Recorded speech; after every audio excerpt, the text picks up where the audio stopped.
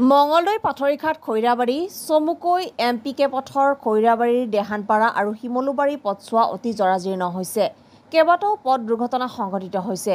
প্ৰায় 1 কিলোমিটাৰ দূৰত্বৰ গড়গাপ্তানি পথছোৱাত প্ৰকাণ্ড পুখুৰী সদৃশ গাঁতৰ সৃষ্টি হোৱাত পথচাৰীৰ লগতে স্কুলৰ ছাত্ৰ-ছাত্ৰী কঢ়িওৱা গাড়ীসমূহৰ লগতে সকলো সৰু ডাঙৰ গাড়ী চলাচলত যথেষ্টখিনি দুৰ্ভোগ হৈছে।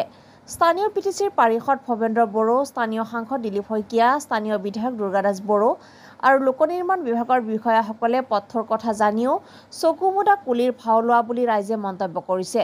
সকলোৰে উপকৃত হোৱাকৈ জৰুৰীভাৱে মেৰামতি কৰি দিলে ৰাইজ উপকৃত হ'ব বুলি সচেতন মহলে আশা কৰিছে। এমপিকে পথটো এতিয়া মৰণ সদৃশ হৈছে। যদি শীঘ্ৰেই মেৰামতি নকৰে ভয়ানক দুৰ্ঘটনা সংঘটিত হ'ব বুলি নিশ্চিত। ফ্লাইঅভাৰ নিৰ্মাণ কৰিলেই অসমৰ সামগ্ৰিক উন্নয়ন হোৱা নুবুজায়। এইদৰে কটাক্ষ কৰে এগৰাকী সচেতন নাগৰিকে।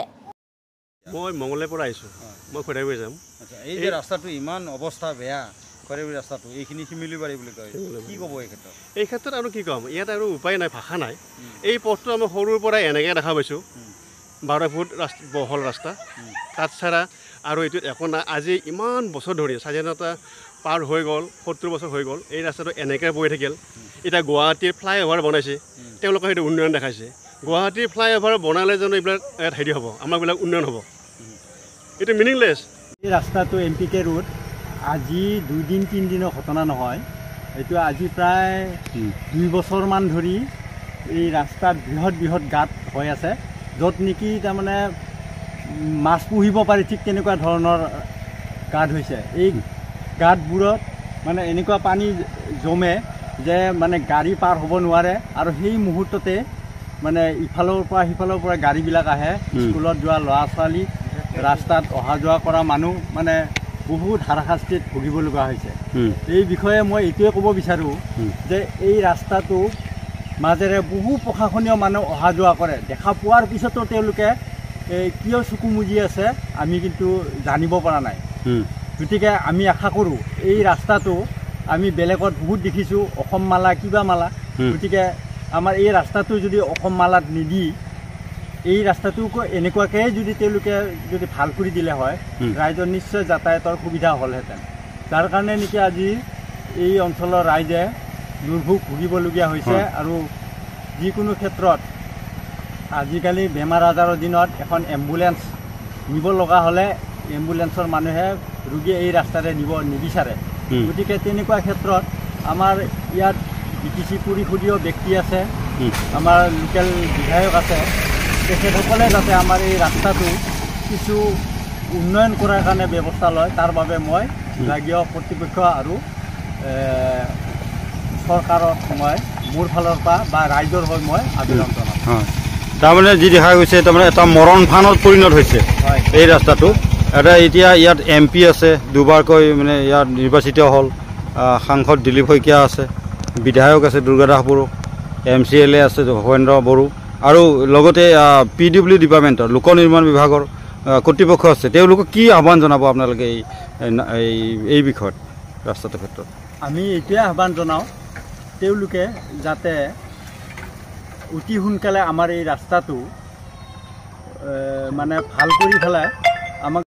হয়, আচলতে এই ৰাস্তাটো আমাৰ যিটো নেকি জৰাজীৰ্ণ হৈ গৈছে, এইটো মানে খুব মানে অলপ বেয়া লগা বিষয়। আমাৰ এই বিষয়ত তাৰমানে এনেকুৱা হৈছে, ল'ৰা ছোৱালী কিছুমান স্কুলীয়া ল'ৰা ছোৱালী থাকে, এইখিনি মানে ল'ৰা ছোৱালী অহা যোৱা কৰিবৰ কাৰণে বহুত অসুবিধা হৈ আছে। আনকি গাড়ীখন আহোঁতেও ইয়াতে তাৰমানে এনেকুৱা সমস্যা হয়, এখন গাড়ী ৰাখি এখন গাড়ী পাৰ কৰিব লগা হৈছে, য'ত নেকি ইয়াত মানে এটা নহয় 4-5টা পুখুৰী হৈ গৈছে। আমি ল'ৰা ছোৱালী লৈ কিনে বহুত সদায় আহি থাকোঁ, বহুত ডিষ্টাৰ্ব হৈছে মানে ৰাস্তাৰ কাৰণে। অলপমান ৰিপেয়াৰিং কৰি দিলে ভাল হয়, আৰু অন্ততঃ চেন কেবল দিলে ভাল হয়। অলপ চলপ বৰষুণ পৰিলে বহুত দিগদাৰ হয়, একেবাৰে আহিবই নোৱাৰে। ৰাস্তাটো বহুত গাঁটা হৈছে, তাৰমানে বহুত দ হৈ আছে, বহুত ৰিক্স ল'ব লগা হয়। তাৰমানে এতিয়া ল'ৰা ছোৱালী আনিলে তাৰমানে বহুত ৰিক্স আছেতো, স্কুলত যোৱা মানুহ ৰিপেয়াৰিং কৰিলে ভাল হয় আৰু। ঠিক আছে।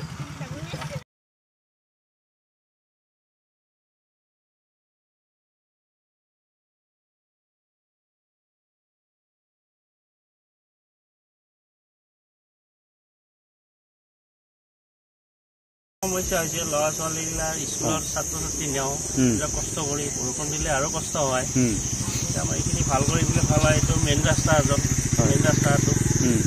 অলপ কৰি দিলে ভাল হয় এইখিনি জাগাখিনিৰ নাম কি শিমিলিবাৰী এইটোতো প্ৰায় আধা কিলোমিটাৰ কমেও আধা কিলোমিটাৰ বেছি হ'ব প্ৰায় 1 কিলোমিটাৰ হ'ব এই ৰাস্তাটো 2 কিলোমিটাৰমান হ'ব পৰা আমাৰ এই সাগৰ চকলৈকে এইখিনি কৰি দিলি অলপ টেংকাবল মাৰি দিলি আমি ল'ৰা ছোৱালীকেইটা আনিব পাৰোঁ আৰু আমি আজি কমচে কম 10 বছৰৰ আগৰ পৰা আবেদন কৰি আছোঁ এতিয়া এই বেয়া হোৱা একদম ৰাস্তাটো বহি গৈছে যে কিমান দিন হ'ল আজি 6-7 বছৰমান কৰি আছে এতিয়া তাৰমানে কোনো ইয়াৰ জনপ্ৰতিনিধি MLA MCLA বা MP কোনো ক্ষেত্ৰত একো কাম কৰা নাই এতিয়া আপোনালোকৰ যথেষ্ট অসুবিধা হৈছে হয় কি ক'ব এতিয়া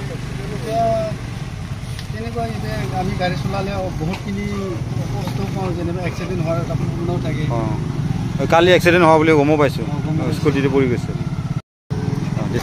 কেনেকুৱা এই ৰাস্তাটো কেনেকুৱা অনুভৱ কৰিছে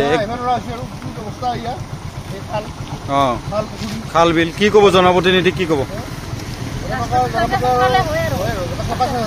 চৰকাৰ হয় দে এনেকুৱা হ'লে কি হ'ব ইমান ব্যস্ত পথটো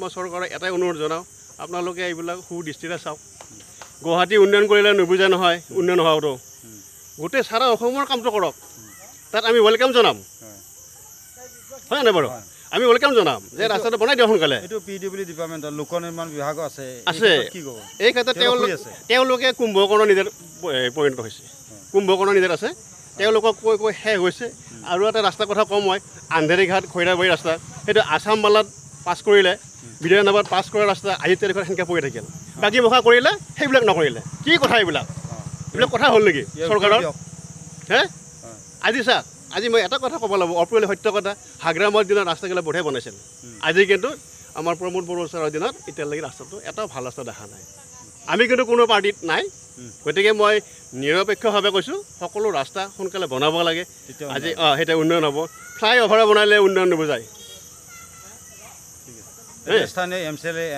আৰু আমাৰ MCLA তেওঁ আছে তেওঁ এতিয়া এইবিলাক চাইছে নহয় ক'ব নোৱাৰোঁ আৰু আমাৰ বিধায়ক আছে বিধায়কৰখিনিখানে কওঁতে ক'লা কি ৰাস্তাটো হ'ব কিন্তু কেতিয়া হ'ব ঠিক নাই অতি অনিশ্চয়তা পৰি আছে north east live today Khoirabari